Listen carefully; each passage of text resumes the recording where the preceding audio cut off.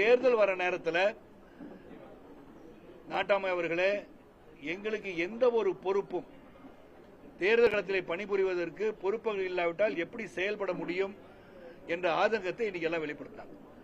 ஏன்னா அந்த பொறுப்புகள் வழங்கப்பட்டால்தான் நாங்கள் போய் பேச முடியும், இல்லாட்டி எங்களை வந்து அழைத்து பேச மாட்டார்கள். நாங்கள் சுறுசுறுப்பாக 17 ஆண்டு காலம் உங்களுடன் பயணிச்சிருக்கோம். நாங்கள் வந்து கடுமையான உழைப்பாளிகள், சிறந்த நிர்வாகிகளாக உருவாக்கியிருக்கீங்க. இப்போ வந்து பாரதிய ஜனதா கட்சியில் நீங்கள் எல்லாருமே சிறப்பாக செயல்படுறீங்களப்பான்னு சொல்றாங்கன்ற பெருமையும் அவர்களுக்கு இருக்கிறது. ஆக அந்த பொறுப்புகள் வழங்க வேண்டும் என்ற கோரிக்கை ஒன்று இருக்கிறது. தலைவருக்கு பொறுப்பு இல்லாமல் எனக்கு பொறுப்பு கொடுத்து என்ன பண்றது என்ற எண்ணத்தையும் கடுமையாக இன்று பதிவு செய்திருக்கிறார்கள். ஏன் நீங்கள் சமத்துவ மக்கள் கட்சியை மறுபடியும் துவங்கக்கூடாது என்பதையும் பதிவு செய்தார்கள் என்பதை சொல்லியிருக்கோம். நான் பத்திரிகை சகோதரர் தான், நீங்க ஆவலாக இருக்கின்ற செய்தியை நான் சொல்லணும் இல்லையா? அதனால் அவங்க அதையும் பதிவு பண்ணாங்க. எல்லா கருத்துக்களையும் கேட்க வேண்டும். கருத்து சுதந்திரம் உள்ள நாடாக இருப்பதாலும் கருத்து சுதந்திரத்தை வரவேற்பவனாக இருப்பதால் என்னதான் சொல்றாங்க, அவங்க மைண்ட்ல என்ன இருக்கு அப்படின்னு கேட்டு தெரிஞ்சுக்கிட்டேன். இதுக்கு நீங்க என்ன பண்ண போறீங்க அப்படின்னு கேட்டா, நான் வந்து ஒரு வேண்டுகோளாக நாளை ஒரு கடிதமாக மாநில தலைவர் அவர்களுக்கும் தேசிய தலைமைக்கும் ஒரு கடிதமாக இந்த மாதிரி மார்ச் 12, 2024 நாம் இந்த இயக்கத்தில் எங்களை இணைத்துக் கொண்டோம், சிறப்பாக பணிபுரிய வந்திருக்கின்றோம். இதுவரை எனக்கும் மற்றவர்களுக்கும் எனக்கு முக்கியமா வந்து பொறுப்புகள் வழங்கப்படவில்லை என்ற ஆதங்கம் அனைவருக்கும் இருக்கிறது. அப்போ உங்களுக்கு இல்லையான்னு கேட்டா எனக்கும் இருக்கு. ஒரு பொறுப்பு இருந்தால் தான் என்னால் செயல்பட முடியும். நான் யாருன்னு கேட்டால் ஒரு காரியகர்த்தாவை போயிட்டு எல்லா இடத்துலையும் போய் நான் பேசிட்டு இருக்க முடியாது. இது வந்து ஒரு வேதனையாக கூட சொல்லவில்லை, ஒரு ஆதங்கமாக சொல்கின்றேன். ஏனென்றால் 1996ஆம் ஆண்டிலிருந்து அரசியல் களத்தை நான் பார்த்துக் கொண்டிருப்பவன். 96ஆம் ஆண்டு அன்றிருந்த ஆட்சியை அகற்றுவதற்காக திராவிட முன்னேற்ற கழகமும் தமாகவும் சேர்ந்ததில் வந்து அந்த சைக்கிள் சின்னத்தையும் உதயசூரியனும் கலந்து இப்படி காமிச்சோ இந்த சரத்குமார் தான். அப்ப என்னுடன் பயணிப்பவர்கள் இவ்வளவு தூரம் வந்து பிரச்சாரம் பண்ணி ஆட்சி மாற்றத்தை கொண்டு வருவதற்கு முக்கிய காரணமாக இருந்த தலைவர் அவர்கள் இன்னைக்கு பாத்தீங்கன்னா அவங்க இன்னொரு ஆதங்கத்தை வெளிப்படுத்தினாங்க. நீங்க திருச்சியில வந்து உட்கார்ந்துருந்தீங்க தலைவா, நீங்க வந்து மேடையில் உட்கார்ந்துருக்கீங்க, அந்த மேடையில் உங்க போட்டோ கூட பின்னாடி இல்ல, அது அவங்களுடைய ஆதங்கம். நான் வந்து இன்னைக்கு ஒரு காரியகர்த்தாவாக இருந்தனால் என் போட்டோ இல்ல சகோதரர்களே நான் சொல்லியிருக்கலாம்.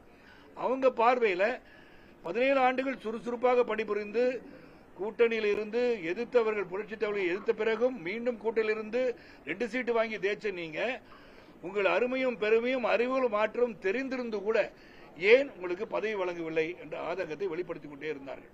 அதான் இன்னைக்கு காலையில இருந்து நடந்துச்சு. நீங்க பொறுமையா காத்திருந்ததுக்கு நன்றி. இதுதான் இன்னைக்கு சாராம்சம். அதை தவிர வேறு எதுவும் கேள்விகள் நீங்க கேட்க வேண்டும் என்றால் நீங்க கேட்கலாம். திருச்சியில உங்களுடைய போட்டோ இல்லன்னு சொல்லியிருக்கோம், எந்த பொறுப்புமே இல்ல, அண்ணாமலையினுடைய போட்டோ கூட எல்லா மேடைகள்லயும் இருக்கு. இது எந்த அளவுக்கு ஒரு அதிருப்தி உங்களுக்கு ஒரு ஆதங்கத்தை ஏற்படுது? இல்ல எனக்கு ஆதங்கம் இல்லை, நான் சொன்ன அதான் நீங்க தவறா நான் சொன்ன அவங்களுடைய ஆதங்கத்தை சொல்றேன். எல்லாரும் இருந்தாங்க தலைவர் உங்க படமே இல்லை, எங்களுக்கு வந்து கஷ்டமா இருந்துச்சு அப்படின்னு பயணிச்சிட்டு இருந்த காலத்தை சொல்கிறார்கள். அந்த ஆதங்கத்தை சொல்றாங்க. எல்லாரும் இருக்கும்போது உங்க படமே இல்லைன்னும் போது எங்களுக்கு வந்து ரொம்ப ஒரு பொறுப்பு கொடுத்துருந்தாங்கன்னா, ஒரு நேஷனல்ல ஒரு பொறுப்பு உங்களுக்கு வந்துருந்துச்சுன்னா அந்த படம் இருந்திருக்கும்ல, அப்படி நீங்க இருந்திருப்பீங்கன்னா அவங்க சொல்ற ஆதங்கம். ஏன் ஆதங்கத்தை சொல்ல நீங்க கட்சியில இணையும் பொழுது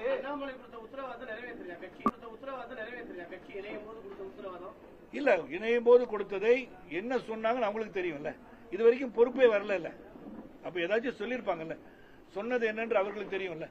அந்த பொறுப்பு இல்லாதனால நம்ம உட்கார்ந்து பாக்குறோம். அந்த பொறுப்பு வழங்க வேண்டிய சூழ்நிலை, பொறுப்பு இருந்தா போய் செயல்பட முடியும்.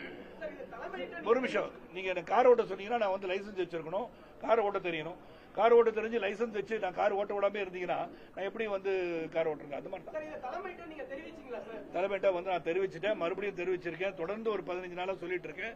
அதற்கான முயற்சிகள் எடுக்கப்பட்டு வருகிறது என்று அவங்க சொல்லிட்டு தான் இருக்காங்க. ஆனா இன்னைக்கு இந்த கூட்டத்திற்கு காரணம் நீங்க வந்து எடுத்து சொல்லணும்னு சொல்றதுனால மறுபடியும் ஒரு எழுத்துப்பூர்வமா எழுதி சொல்ல எல்லார் கேள்வி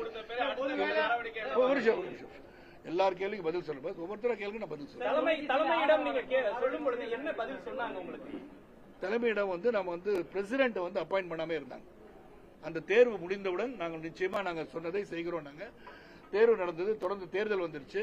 இப்ப எங்களுக்கு என்ன தொடர்ந்து வெஸ்ட் பெங்கால், அஸ்ஸாம், கேரளா, பாண்டிச்சேரி, தமிழகம் வந்து தேர்தல் வந்துருச்சு, மறுபடியும் தேர்தல் வந்த பிறகு அப்படின்னு சொல்லும் போது இந்த அளவிலே ஒரு பொறுப்பு இல்லாமல் எப்படி இருக்கிறது என்றுதான் எங்களுடைய ஆதங்கம்.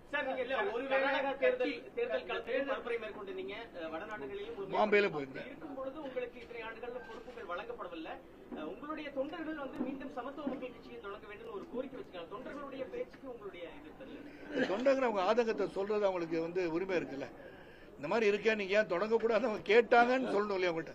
நான் உங்களிடம் அதை சொல்லாமல் இருந்தால் அது தவறாக இருக்கும், அதனால சொல்றேன். அவங்க சொல்றாங்க ஏன் நம்ம நல்லா தானே போயிட்டு இருந்தோம், என்ன நம்ம வந்து தேர்தல் காலத்தில் வந்து நம்ம வந்து நிக்க சொல்லும் போது இன்னைக்கு சொல்றாங்க எல்லாம் நீங்க ஒவ்வொரு முறையும் தனித்து போட்டியிட வேண்டும் சொன்னதை நாங்க வந்து உண்மையிலே நம்ம கரெக்டா பண்ணியிருந்தோம்னா இன்னைக்கு நம்ம இந்த நிலைமையில் இருந்திருக்க மாட்டோமே தலைவா அப்படின்னு அவங்களும் சொல்றாங்க. இன்னைக்கு அவர்கள் செய்ததும் தவறு என்பதை ஒப்புக்கொண்டுள்ளார்கள்.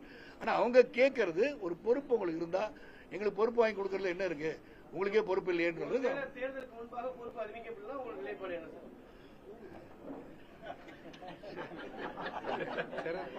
சிறப்பான கேள்வி கேட்டவங்களுக்கு காலையில இருந்து நான் துரத்திட்டு இருக்கனால கேள்வி கரெக்டா இருந்துச்சு. இதை நாங்கள் ஏற்கனவே முடிவு பண்ணோம். அதாவது நாளைக்கு வந்து கடிதம் கொடுக்கப்படும். தேர்தலுக்கு முன்பு அப்படின்னு இல்லை, இந்த வேண்டுகோளுக்கு அவன் நிச்சயமா வந்து செவி சாய்த்தே ஆக வேண்டும். செவி சாய்ப்பாருக்கு நம்பிக்கை இருக்கு. ஏன்னா அது உத்தரவாதம் கொடுத்துட்டே தான் இருக்காங்க, ஆனா செயல்முறைக்கு வரல. அப்ப அந்த செயல்முறைக்கு வர வேண்டிய கட்டாயம் வந்து விட்டது என்பதை எடுத்து சொல்வேன். அது வராட்டி என்ன நீங்க கேட்ட கேள்வி வராட்டி என்னன்றது மீண்டும் இந்த மாதிரி உங்களை சந்திச்சு பதில் சொல்றேன். தற்சமயம் இந்த கட்சியை புதுப்பிக்கின்ற எண்ணம் இல்லை என்னிடம், பரிசீலனை கூட கிடையாது. ஏன்னா வேண்டுகோள் கொடுத்து அவங்க பண்ணணும்னு சொல்லும் போது இந்த பரிசீலனை எதுக்கு போகணும்? நான் முன் வச்சு நம்ம எடுக்க வேண்டிய முடிவு என்கிட்ட தானே இருக்கு. அந்த முடிவு என்கிட்ட ஒப்படைச்சிட்டாங்கல்ல, சாவி கொடுத்து நீங்க திறந்துக்கோங்கன்னு சொல்லிட்டாங்க. அந்த சாவியை நான் கையில வச்சிருக்கேன். நான் வந்து வேண்டுகோளை தான் சொல்றேன், இப்பயும் வேண்டுகோள் தான் சொல்றேன். நான் இன்னைக்கு இந்த மீட்டிங் போடுறது தலைமைக்கு தெரியுமே, தலைமைக்கு தெரியாம இந்த மீட்டிங் நடக்கல, தெரியும். நாங்க என்ன சொல்றாங்கன்னு சொல்லிட்டு அந்த வேண்டுகோள் எங்களை ஒன்று சமர்ப்பிப்பேன்னு சொல்லிட்டேன். நாளைக்கு கொண்டு போய் கொடுத்துருவோம். அவங்க நிச்சயமா செவி சாய்ப்பாக நம்பிக்கை இருக்காங்க.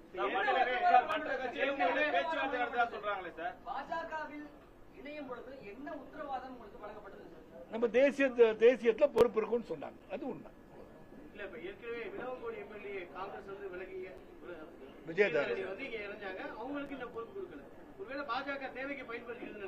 அது எனக்கு தெரியல, அது வந்து அவங்களை நீங்க கேட்க வேண்டிய கேள்வி. என்னை பொறுத்த வரைக்கும் யார் வந்து ஒரு இயக்கத்தில் ஒரு நல்ல நிலைமையிலிருந்து வந்து சேர்ந்தார்களோ அவர்களுக்கு வந்து இப்ப நான் வந்து ஒரு மாநில தலைவராக இருந்திருந்தால், அது நான் போல்டாவே சொல்றேன், மாநில தலைவர் இருந்தால் வரத்துக்கு முன்னாடி அவர்கள் தன்மை என்ன, இவங்களோட வெயிட்டேஜ் என்ன, இதை வந்து நம்ம தேசியத்துக்கு கொண்டு போயிருக்கணும்.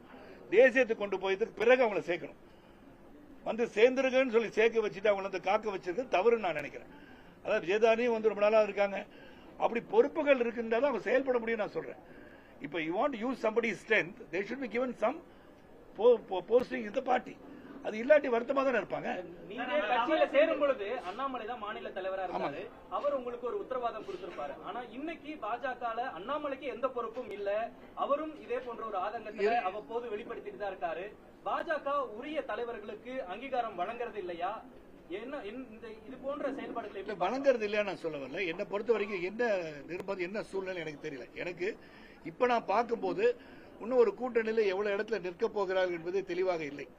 ஒருவேளை அதுக்கு முக்கியத்துவம் நிச்சயமா கொடுத்துதான் ஆகணும். அந்த முக்கியத்துவத்திற்கு பிறகு இதை எடுத்துக் கொள்ளலாம் என்று இருக்கலாம். அதனால வேண்டுகோளை நம்ம நாளைக்கு எழுதி கொடுத்துருவோம்.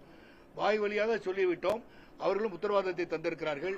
அங்க இருக்கிற எல்லாருமே சரி, அண்ணாமலை அவர்களும் சரி, நயனார் அவர்களும் சரி, அரவிந்த் மேனன் அவர்களும் சரி, சுதாகர் ரெட்டி அவர்களும் சரி, சக்கரவர்த்தி அவர்களும் சரி, கேசவநாயகம் அவர்களும் சரி, SR சேகர் அவர்களும் சரி, எல்லார்கிட்டையும் நம்ம பேசியிருக்கோம். யாருமே எதிர்ப்பு தெரிவிக்கல அந்த கருத்துக்கு. அதை வந்து செவி சாய்க்கவில்லை என்று சொல்லல. ஆனா எல்லாருடைய ஆதங்கத்தை புரிந்து கொள்ளுங்க, இப்படியே செயல்பட முடியாது. ஆகையால் பொறுப்புகள் வருவது அவசியம் இந்த தேர்தலுக்கு முன்பு.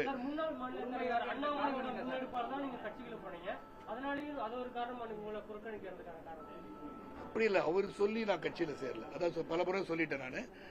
நாங்க இந்த இயக்கத்தை வந்து இது மேற்கொண்டு வலுவாக எடுத்துச் செல்வது, நான் வந்து இந்த இயக்கத்தில் இணைந்ததற்கு மிக மிக மிக உண்மையான ஒரு நிலைப்பாடு எதுக்குன்னா, பாரத பிரதமர் மோடிஜி அவர்கள் மீது உள்ள விருப்பத்தினால் தான் நான் வந்து கட்சியில் இணைஞ்சேன். ஏன்னா 3வது முறை முதலமைச்சராக இருக்கும்போது, குஜராத்தின் மாநிலத்தில் முதலமைச்சராக இருக்கும்போது, மீடியா வாய்ஸ் என்ற பத்திரிகை நடத்தி கொண்டிருக்கும் போது நேரடியாக நேர்காணல் நான் அவர் வந்து இன்டர்வியூ எடுத்தேன். அன்னிலிருந்து ஐ ஸ்டார்டட் ஃபாலோயிங் ஹிம். அவருடைய அட்மினிஸ்ட்ரேட்டிவ் குவாலிட்டிஸ், அவருடைய திறமை நமது நாட்டை சிறந்த ஒரு இடத்திற்கு எடுத்துச் செல்வான நம்பிக்கை. நான் ஒரு தேசியவாதி பேசிக்க, அதை பலமுறை சொல்லிட்டேன். பச்சை வலது தோள்பட்டையில தேசிய கொடியை பதித்தவன் நான். அந்த தேசிய உணர்வு, தேசிய நீரோட்டத்தில் இன்னைக்கு போகலாம் அப்படின்னு நினைக்கிறேன். ஏன்னா 19 மாநில நிர்வாகிகளா நியமிச்சிருக்காங்க. இவங்களுக்குலாம் இப்போ 30-35 வயசு இருக்கு, அவங்களுக்கு 75 தொடுவது. அப்போ இவங்களுக்குலாம் ஒரு பெரிய வாய்ப்பு இருக்கு இல்லையா? அந்த வாய்ப்பை பயன்படுத்திக்கணும் இன்னைக்கும் சொல்றேன்.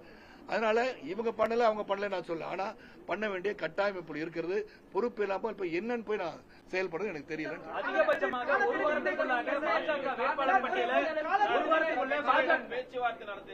வாரத்துக்குள்ளாக பாஜக வேட்பாளர் பட்டியலை பாஜக வேட்பாளர் பட்டியலை கூட அறிவிக்க சூழல் இருக்கக்கூடிய ஒரு நிலையில இந்த தேர்தல்ல நீங்களோ அல்லது உங்களுடைய மனைவி அவர்களோ தேர்தல் களம் காணுவதற்கான வாய்ப்புகள் இருக்கா? சீட்டு கேட்கறீங்களா? என்ன சொல்றாங்க? ஏற்கனவே பல முறை சொல்லிட்டேன். நீங்க எல்லாம் பல ஊடகத்துல தான் இருக்கீங்க. நான் இதோட 7வது முறையா சொல்றேன். இந்த தேர்தலில் நான் நிற்க மாட்டேன், என் மனைவி நிற்க மாட்டார்கள். அவங்க பிஸியா அவங்க படப்பிடிப்பில் நடந்துட்டு இருக்காங்க. பெரிய சாதனை படைத்த ஒரு சூப்பர் ஸ்டார் ஆயிட்டாங்க. அவங்க லேடி சூப்பர் ஸ்டாரா. ஐயோ அப்ப நயன்தாரா பதவி போயிருச்சான்னு கேட்காதீங்க. ஏன்னா இது ஒரு சர்ச்சையாயிடக்கூடாது. இந்த வயதிலும் தன்னை தானே நிலைநிறுத்திக் கொண்டு ஒரு தாய் கிழவி என்ற படத்தை கொடுத்து வெற்றி படமா ஆக்கியிருக்காங்க. அவங்களுடைய கலை உலக பயணம் சிறப்பாக இருக்கிறது. இந்த தேர்தலை பொறுத்தவரை நாங்கள் இருவரும் நிற்பதில்லைன்னு சொல்லிட்டேன். என்னுடன் பயணித்தவர்கள் பலர் இருக்கிறார்கள், திறமை வாழ்ந்தவர் இருக்கிறார்கள். அவர்களுக்கு வாய்ப்பளிக்க வேண்டும் என்ற ஒரு பட்டியலும் நான் கொடுத்துவிட்டேன்.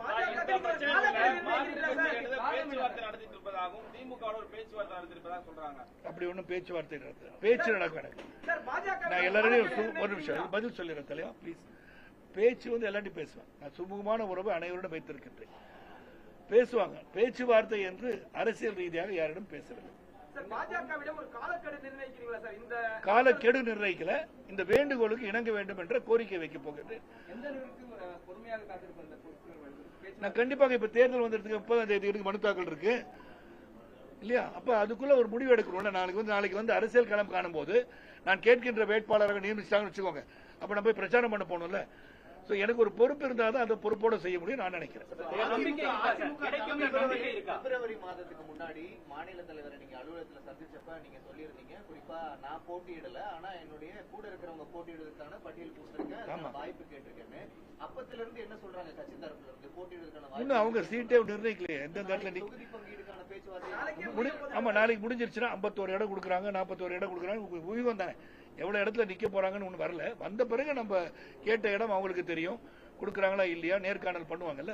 எப்படியும் அதுக்கு முன்னாடியே சரத்குமார் அவர்களை அழைச்சு உங்களுடைய ஆதரவாளர்களுக்கு இவ்வளவு சீட்டு கொடுக்கறோம் இல்ல, அது ஏற்கனவே வாங்கிக்கிட்டாங்கல்ல. இல்ல உங்ககிட்ட இது கொடுக்கறோம் இல்ல நான் கொடுத்துட்டேனே. கொடுத்திருக்கீங்க. நான் கொடுத்திருக்கேன். அது பரிசீலனை பண்ணுவாங்கல்ல. ஏன்னா நீங்க எந்த கேட்டிருக்கீங்க, அது வேற யாரோ கேட்கறாங்கன்னு சொல்லுவாங்கல்ல. சொல்லும் போது இல்லைங்க அப்ப என்ன பண்ணலாம்னு கேட்போம்ல. அவங்க விட்டு கொடுக்க சொல்லலாம்.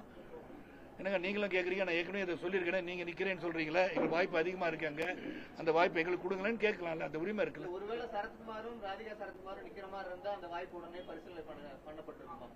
இல்ல நாங்க ரெண்டும் நிக்க மாட்டேன்னு சொன்ன பிறகு அந்த பரிசீலனைக்கு வராது. தலைமை சொன்னா கூட நிக்க மாட்டாங்க. நானு நிக்க மாட்டேன்னு சொல்றது எப்படி பாத்துக்க முடியும்? தலைமை மீது விமர்சனம் பண்றாங்க. அதிமுக தற்போது நிதிஷ்குமாருக்கு ஏற்பட்ட நிலைமை தான் நாளைக்கு எடப்பாடிக்கு ஏற்படும். அதிமுக பிஜேபி கபலீகரம் பண்ணிடுவாங்க அப்படின்னு விமர்சனம் பண்றாங்க. யாரு? அதிமுக தமிழ்நாட்டில் திமுக விமர்சனம் பண்றாங்க. துணை முதலமைச்சர் விமர்சனம் பண்றாரு. அதிமுக அது எனக்கு தெரியாது. கபலீகரம் பண்ணுமா பண்ணாதான்னு பொறுத்திருந்து பாக்கணும். நீங்க பிரைம் மினிஸ்டர் தமிழ்நாட்டுக்கு ஒரு 3 முறை சென்னை, மதுரை, திருச்சி, மதுரை வந்துட்டார். 3லயுமே எடப்பாடி பழனிசாமின்ற பேரும் யூஸ் பண்ணல, அதிமுகன்ற பெயரையுமே அவர் பயன்படுத்தல. அமித்ஷாவும் கடந்த நெல்லையில கூட அவர் பயன்படுத்தல. முதலமைச்சர் வேட்பாளர் தான் எடப்பாடி பழனிசாமின்றத சொல்ல கூட பாஜக தயங்குது. இதற்கான அந்த காரணம் நீங்க அதிருப்தியில இருக்கிறீங்க, அண்ணாமலை அதிருப்தியில இருக்காரு. இது போன்ற அதிருப்திகள் அதிகமா இருக்கக்கூடிய ஒரு நிலையில இந்த தேர்தல் என்டிஏ கூட்டணிக்கு எப்படி இருக்கு? நான் அதிருப்தியில இல்ல, ஆதங்கத்துல இருக்கேன். அது ஒரு சின்ன கரெக்ஷன். அதிருப்தின்னு ஒண்ணு கிடையாது. ஏன்னா I am nationalist in my feeling, very clear. அதிருப்தி ஆதங்கத்தை வெளிப்படுத்துறோம். அதுக்கப்புறம் என்ன நீங்க கேட்டது அதுக்கு பதில் சொல்றேன்னு சொல்லிட்டேன். மீண்டும் சந்திப்போன்ட்டேன். என்னை பொறுத்த வரைக்கும் பேரை ஏன் பயன்படுத்தல நான் சொல்ல முடியாது. பிரைம் மினிஸ்டர்ஸ் ஆபீஸ் அவங்க என்ன சொன்னாங்க, அவர்கிட்ட என்ன மாதிரி விட்டுட்டாங்களா இல்ல அது இவர் சொல்லலையான்ற எனக்கு தெரியுது. எதுக்கு சொல்லல எதுக்கு நான் பதில் சொல்ல முடியாது. why they left out his name அப்படின்னா எடப்பாடி அவர்களே சொல்லியிருக்கலாமே. எதற்காக விட்டு அவர் கேட்டிருப்பார்ல. Maybe they would answered him. இந்த மாதிரி ஆயிடுச்சுன்னு சொல்லியிருக்கலாம். எனக்கு தெரியாது. முதலமைச்சர் கேண்டிடேட் அவர் பேரை ஒரு மேடையில் உச்சரிக்க அது நீங்க பிரைம் மினிஸ்டர் அவர்களை பார்த்து நீங்க கேட்க வேண்டிய கேள்வி. இன்னைக்கு பார்த்து இது கேட்க போன்ற ஒரு சூழல் இந்த தேர்தல் களத்துல என்டிஏ கூட்டணிக்கு எப்படி ஆதரவா மாறும்? அதிமுக தொண்டர்கள் வந்து அதிருப்தி அடைவாங்க, இன்னும் நம்மளுடைய கேண்டிடேட் பேரை கூட சொல்லலை என்று அதிருப்தி அடைவாங்க. இது என்டிஏக்கு ஒரு பின்னடைவா இருக்கும். நீங்க இது போன்ற ஆதங்கத்தை வெளிப்படுத்த இல்ல, அந்த அளவுக்கு வலுவாக அவங்க வந்து அது மனசுல எடுத்துக்கிட்டாங்களான்னு தெரியல. பத்திரிகை சகோதரர்கள் எடுத்துக்கொண்டது அளவுக்கு அவர் எடுத்திருந்தா இன்னைக்கு அவங்க கேட்டிருப்பாங்க. அந்த மாதிரி செய்திகள் நான் இங்கே படிக்கிறேன். இப்ப தேர்தல் சிலங்காலம் தான் இருக்கு. உங்களுடைய கடிதம் மூலியமா அந்த ரெஸ்பான்ஸ் வரலன்னா இவ்வளவு தொண்டர்களுடைய கருத்தும் உங்களுடைய கருத்தும் என்னவா இருக்கு? அதான் நீங்க பொறுத்திருந்து பாருங்கன்னு சொல்லித்தரேன். வேண்டுகோள் கேட்க போறோம், அதுக்கப்புறம் நிலைப்பாடு எடுத்துதான் ஆகணும். இருக்கட்டும், 6ஆம் தேதி அன்னைக்கு மனு வந்து வாபஸ் வாங்க நாள் இருக்குல்ல, ஏப்ரல் 6 வரைக்கும் டைம் இருக்கு. பாத்துக்கலாம். அங்கீகாரம் வழங்கப்படவில்லைன்னு சொல்றீங்க. அங்கீகாரம் இல்ல, ஆதங்கத்தை வெளிப்படுத்த போகின்றோம். வெளிப்படுத்துங்க. உங்களுக்கான மரியாதை உங்களுடைய தொண்டர்கள் உங்கள் நிர்வாகிகளுக்கு பாஜக முழுமையா வழங்கப்படுது இந்த 2 ஆண்டுகள். இல்ல இந்த 2 ஆண்டுகள் அந்த பொறுப்புகள் கொடுத்திருக்கான்னு சொல்லியிருக்கேன்ல. ஆனா இப்ப வந்து மாவட்ட ரீதியா பொறுப்புகள் கொடுக்கும் போது இன்று வரை கொடுக்கப்படாத சூழலில் இவங்க பொறுப்பு இல்லாட்டி எப்படி போய் வேலை செய்வாங்க? அதுதான் சொல்ல வரேன்.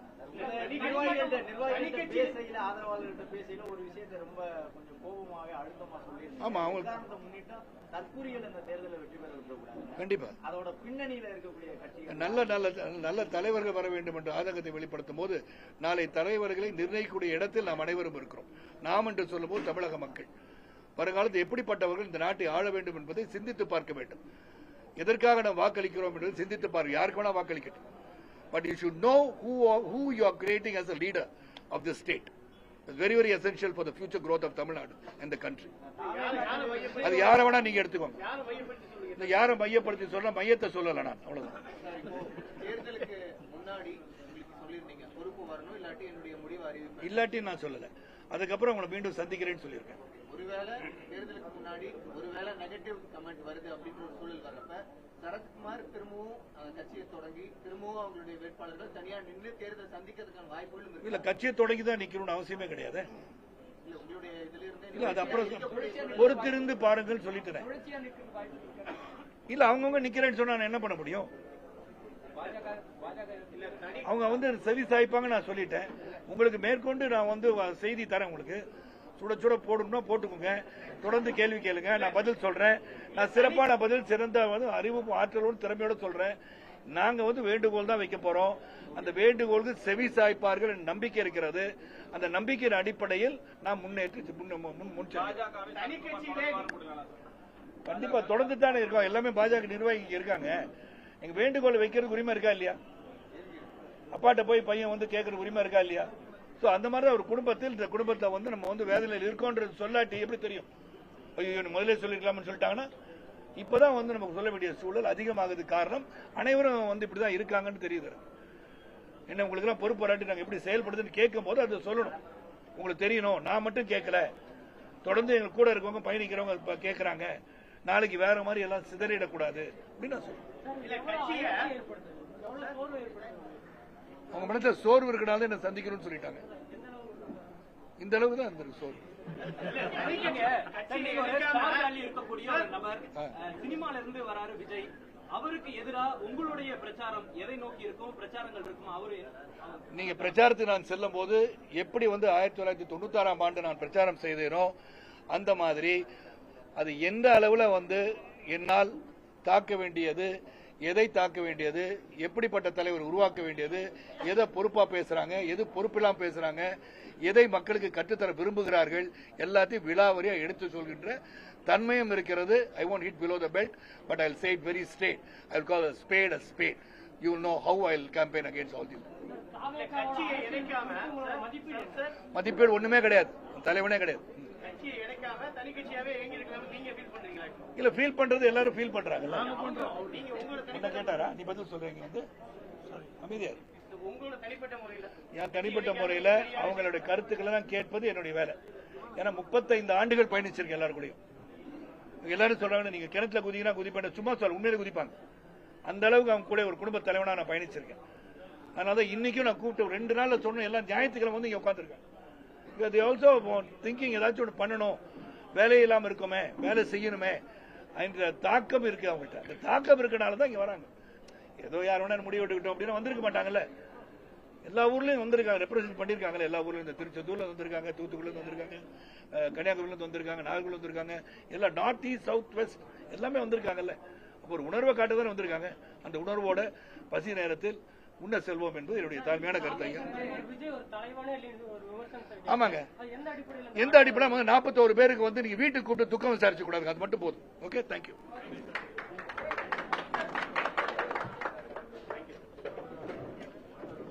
நன்றி பாஸ், தேங்க்யூ.